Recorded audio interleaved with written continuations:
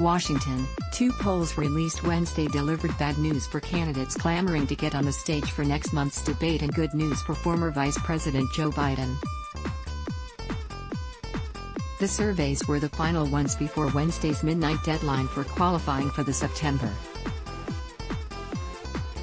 12 Democratic debate in Houston, and none of the candidates who still needed to reach 2% in any additional polls met that threshold. That means there will be 10 candidates on stage for the debate hosted by ABC News and Univision. And with just 10, the event will take place on one night rather than be spread over 2 days as the first two debates were. The polls by Quinnipiac University and Suffolk University USA Today both confirmed Biden as the early frontrunner after a Monmouth University survey had a virtual three-way tie among him, U.S. Senator Bernie Sanders of Vermont and U.S. Senator Elizabeth Warren of Massachusetts. Monmouth University Polling Institute Director Patrick Murray said Wednesday that his poll was an outlier. U.S. Senator Cory Booker, who received 4% in the Monmouth survey, was at 2% in the Suffolk USA Today poll and 1% in the Quinnipiac poll. Booker was tied with former Rep. Beto O'Rourke of Texas for 7th place in the Real Clear Politics polling average with 2.4%. Here are the 10 candidates who will be debating next month. Former Vice President Joe Biden U.S. Senator Cory Booker of New Jersey, Mayor Pete Buttigieg of South Bend, Indiana, former Housing Secretary Julian Castro U.S. Senator Kamala Harris of California U.S. Senator Amy Klobuchar of Minnesota, former Rep. Beto O'Rourke of Texas U.S. Senator Bernie Sanders of Vermont U.S. Senator Elizabeth Warren of Massachusetts. Entrepreneur Andrew Yang. All received campaign contributions from at least 130,000 separate individuals, including at least 400 in at least 20 states, and polled at least 2% in 4 different surveys recognized by the Democratic National Committee. 3 other candidates, investor Tom Steyer, Rep.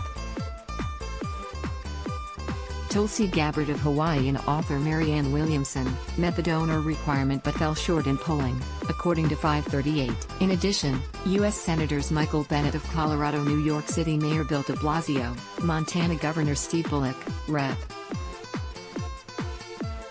Tim Ryan of Ohio, and former Rep. John Delaney of Maryland, all of whom qualified for the July presidential debate, will not be on stage next month but still could qualify in October. U.S. Senator Kirsten Gillibrand of New York, who also failed to meet the thresholds, ended her presidential campaign Wednesday.